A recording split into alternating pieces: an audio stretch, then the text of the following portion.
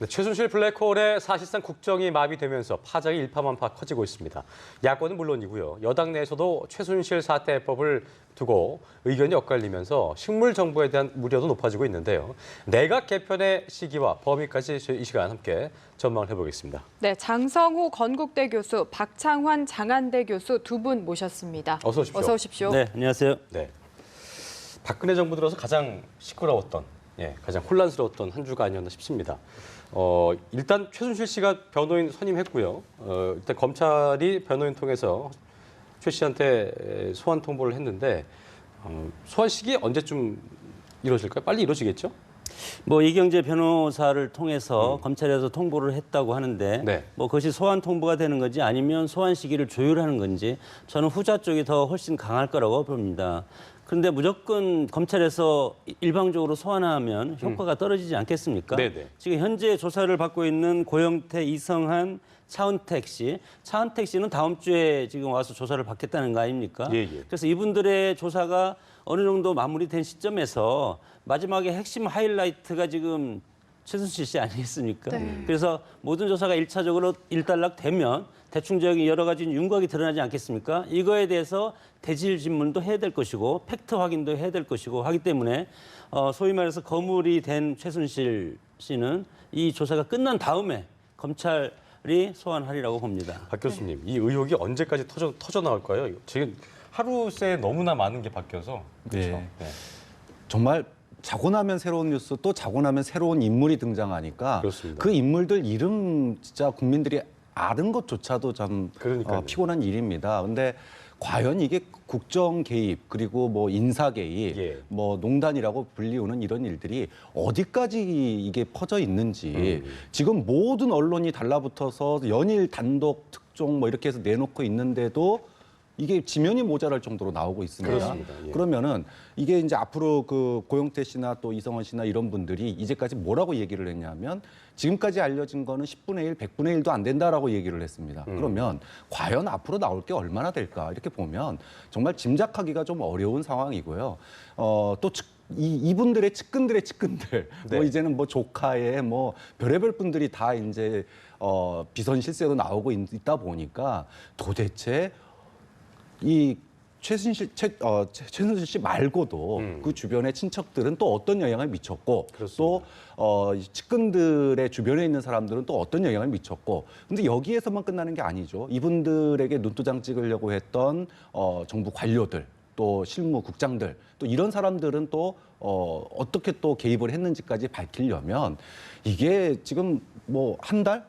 제가 봤을 때는 이 사실관계가 나오는 것도 네. 앞으로 한두 달 동안은 계속 사실관계 의혹이 나오지 않을까 싶습니다. 네, 이렇게 논란과 의혹들이 정말 쏟아져 나오는 상황에서 어떻게 보면 저희가 이야기를 하는데 선택과 집중이 필요할 것 같습니다. 그렇습니다. 현재 가장 쟁점이 되는 내용들이 어떤 것들이 있습니까?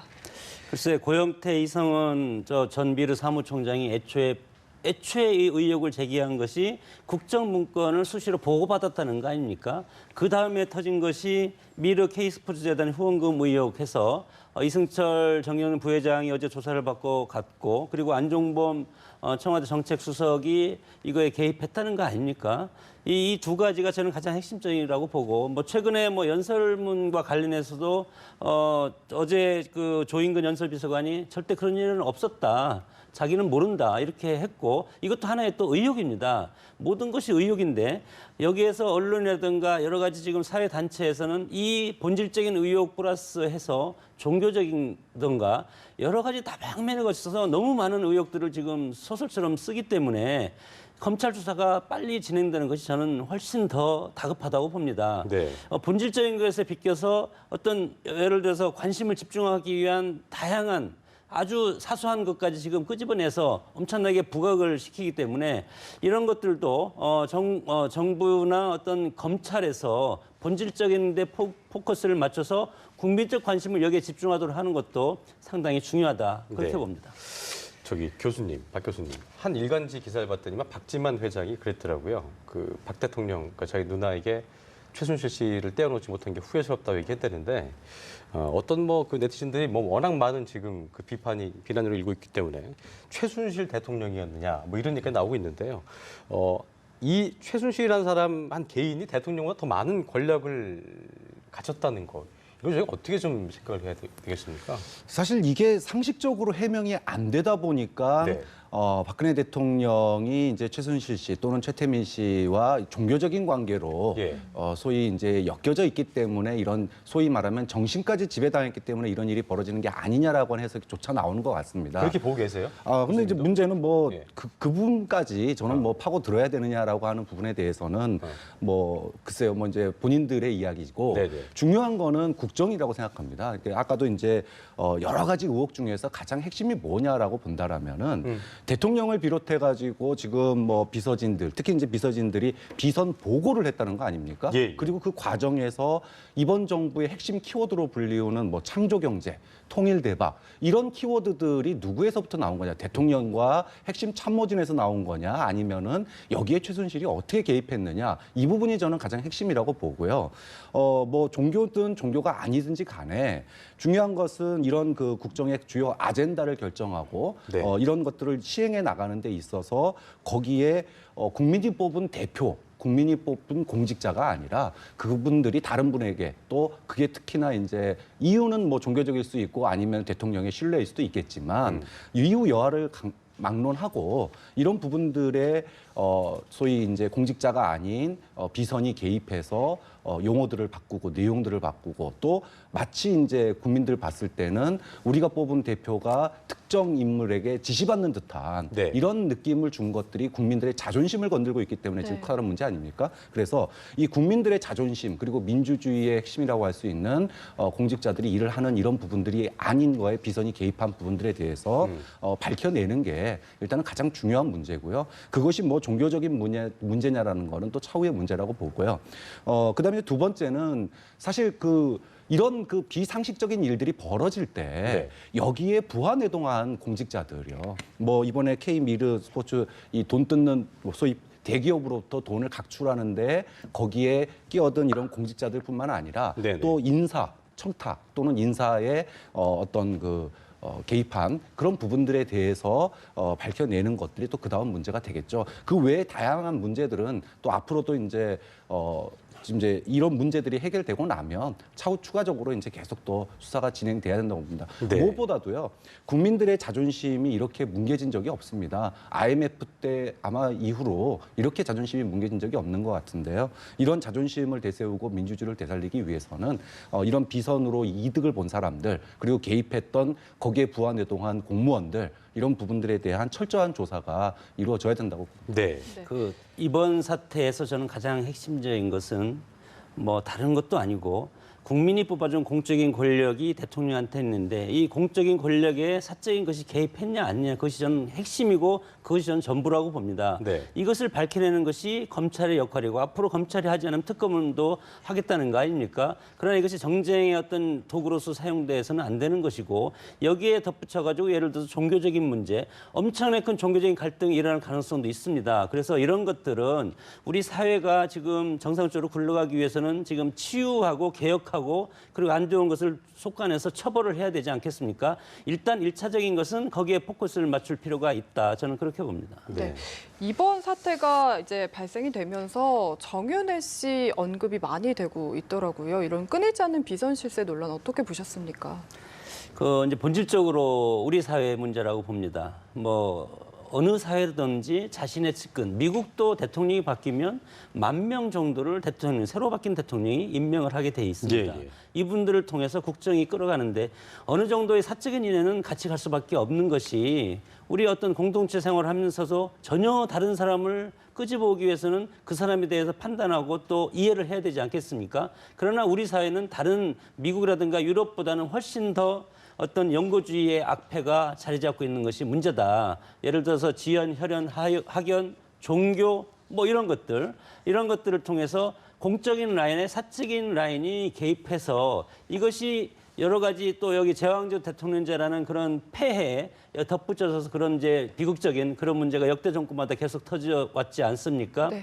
거기에다가 또 우리 사회는 물론 뭐 관용의 문화는 적지만 정이 많은 사회입니다. 정이 많은 사회에서 아무리 공적인 권력이라든가 공적인 권위를 갖고 있어도 마음이 약한 그런 본질적인 우리 국민의 특성이 있기 때문에 지금 뭐 최근에 이런 사태도 그거에 어떤 반열에서 우리가 해석을 해볼 필요가 있고 네. 어느 한순간에 이것을 다 끊을 수는 없지 않겠나. 그러나 공직자가 되면은 국가의 공보이고 국민을 먼저 생각하는 그런 자세를 우리 공직자부터 다시 잡는 그런 계기로 우리가 삼아야 될 필요가 있습니다. 네. 근데 이제 과거에 이제 대통령 주변에 측근 비리들이 있었고 네네. 또 뭐 실세를 하는 사람들이 있었지만 이렇게 국정 하나하나에 대해서 뭐 심지어 일일 보고를 받았다라고 하는 이야기가 나온 비선 실세는 없었습니다. 네. 근데 그런 점에서 과거의 측근 비리와 좀 비교되는 면이 있는 것 같아요. 그러니까 이제 어떤 특정 사안에 대해서 그리고 어떤 부분에 대해서 영향력을 행사한 측근들이 있기는 했지만 뭐 이거는 연설문부터 시작해가지고 외교까지 뭐 개입을 안 한 부분이 없어요. 인사까지. 이런 실세는 없었거든요. 근데 사실 이게 처음 나온 얘기가 아닙니다. 박근혜 대통령 그 후보 시절부터 캠프에서 대통령하고 뭐 소통이 안 된다, 얘기가 안 된다는 얘기가 벌써 그 당시에부터 있었고, 그리고 이후에 그 수많은 왜 이 시각에 이 시점에 이런 얘기가 나오는지에 어떤 그런 그 정책 결정이 있을 때 이번에 송민숙 회고록 파문이 많았지만 그걸 보면 노무현 정부에 대한 평가는 다를지라도 공적 시스템에 의해서 토론이 되고 그것이 기록으로 다 남겨졌거든요. 근데 비선 실세의 문제는 그것이 어떠한 결정 과정이 기록으로 남겨지지 않는다라는 게 문제인 겁니다. 그래서 국민들이 그 뽑아준 공무원들이 그 공무원들이 나중에 자기들이 어떻게 일을 했는지에 대해서 평가받고 역사적으로 하려면 기록이 남겨져야 되는 건데 지금 이번 사태의 핵심은 비선 실세의 말 또는 뭐 주고받은 이메일 이런 공적인 업무 외에서 지금 왔다는 거 아닙니까? 그리고 어떠한 기록도 남겨지지 않았습니다. 국민들에게 정해지는 여러 가지 뭐 안보, 외교 또는 뭐 경제 문제에 이르기까지 네. 이런 영향을 많이 끼치는 문제가 누가 결정했는지도 모르는 상황에서 그것이 시행되고 있다라고 한다면은 이거야말로 과거 왕조 시대 때도 없던 일인 거죠. 네, 정말 전에 없는 상황이다 이렇게 파악을 하고 계신 것 같은데 그렇습니다. 정말 청와대에서 이 수습을 어떻게 할지도 궁금합니다. 어제 박 대통령이 일괄 사표 제출을 지시를 했거든요. 규모가 어느 정도 될 거라고 전망을 하십니까? 지금 언론의 지금 뭐 추측에 따르면은 일단 수석들은 기본이고 거기에 문고리 3인방 뭐 이 정도 일단 교체가 될 거다 이렇게 얘기가 나오고 있습니다. 그리고 또 그 다음 수순으로서는 총리를 교체하는 거죠. 이제 이른바 책임 총리제로 간다 이런 네. 얘기인데요.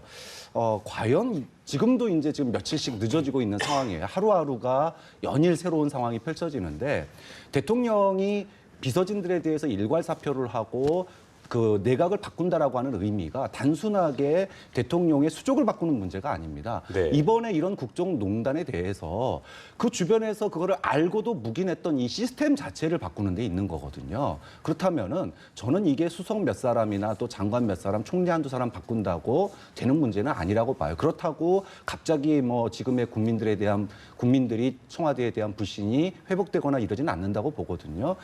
그렇기 때문에 저는 인사 쇄신의 폭이 수석이나 또는 핵심 몇 사람 또는 장관 몇 사람 바꾼다고 해결될 문제가 아니다. 즉 국정의 어떤 농간 그다음에 비선 조직에 의한 운영 이런 부분들이 지금까지 시스템에 의해서 그렇게 되어 왔기 때문에 이거는 정말 전원 다 사표를 내고 그런 수준에까지 이를 정도로 철저한 시스템의 변화가 필요하다고 봅니다. 네.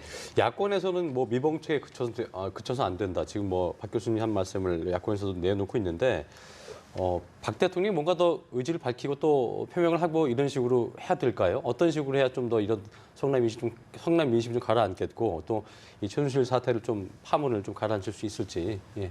대통령의 심정에서는 매일 나와서 사과하고 싶을 겁니다. 그러나 대통령 입장에서는 매일 와서 사과하면 사과의 거리가 있어야 되는데 네. 지난번에 진솔하게 국민에게 깊이 사과한다고 했고 최순실 어떤 융단 폭격이 떨어진 다음에 지금 연기가 지금 자욱하게서 아직 안 보이지 않습니까? 그렇죠. 그래서 검찰 수사를 통해서 이것을 진단을 해야 되는 것이고 무엇이 문제인가 그리고 이것을 어떻게 탈출해야 될 것인가 대통령 입장에서는 그런 처방이 내리기에는 아직 시간이 좀 필요하다. 저는 그렇게 봅니다. 그래서 진단과 처방이 나온 다음에 그다음에 지금 인적쇄신 이제 1차적으로 들어간 것은 진단과 처방이 나오기 전에 국민들로부터 여러 가지 비난과 뭐 촛불 시위가 지금 나오고 있기 때문에 네. 예. 대통령 입장에서는 처방이 나오기 전에 먼저 인적쇄신을 단행할 필요가 있다 이렇게 판단한 것 같고 일단 처방이 나오면 그걸 가지고 다시 한번 국민들한테 사과할 필요는 있다. 그러나 지금 또 나와서 또 다시 사과를 한다면 지난번에 사과한 내용과 똑같을 수밖에 없지 않겠습니까? 그래서 지금 검찰에서 뭐 동시에 여러 명을 지금 막 그 소환해서 조사를 하고 이런 것들은 그들이 이렇게 짜서 하는 것은 아니고 검찰에서도 이거에 어떤 진단과 처방을 내리기 위한 시간이 촉박하기 때문에 대통령한테 또 다른 처방을 제시해 달라는 그런 요구를 하기 위해서는 결과물을 검찰이 이것을 내놓을 필요가 있기 때문에 지금 이렇게 진행되는 것 같습니다. 네. 저는 지금이라도 대통령이 추가적으로 해야 될 일이 있다고 봅니다. 어떤 겁니까? 지난번에 녹화 사과가요. 터무니없이 국민들의 눈높이에 오히려 기름을 부었어요. 국민들의 분노에. 그렇죠. 핵심이 뭐냐 하면은요.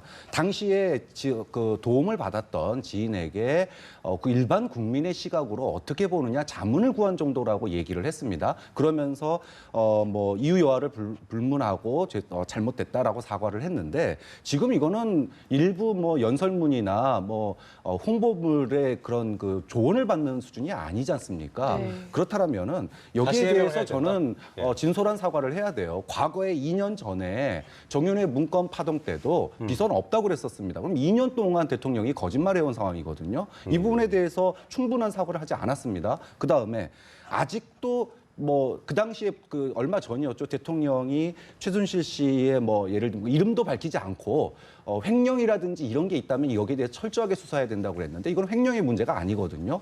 그렇다면은 성역 없는 성역이라고 하는 건 본인 포함입니다. 이게 말이 최순실 게이트지 사실상 청와대 게이트거든요. 그렇게 본다면 정말로 검찰이든 특검이든 성역 없는 조사가 이루어지는데 조사를 하고 그리고 국정이 쇄신되는 모습을 국민들에게 보이겠다라고 하는 진솔한 모습이 나와야지 어느 정도 국민들의 분노가 진정되지 않을까 싶기 때문에 저는 대통령의 결단이 필요하다고 봅니다. 네, 네. 그렇다면 두 분이 짧게 마지막으로 한 말씀 해주시면 좋을 것 같은데요. 네. 거국 중립내각 이야기 많이 나오고 있습니다. 장 교수님 먼저 어떻게 생각하십니까?